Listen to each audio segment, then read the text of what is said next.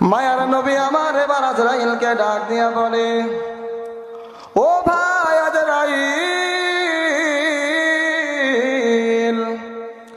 আমি নবী মুহাম্মাদের উম্মতের জিম্মাদারি আমার আল্লাহ নিজেই নিয়ে নিয়েছেন। ও আজরাইল, আমি নবীর এখন কোনো টেনশন নাই, চিন্তা নাই। ও আজরাইল, এবার আপনি আমার জানটা কবজ করে ফেলেন।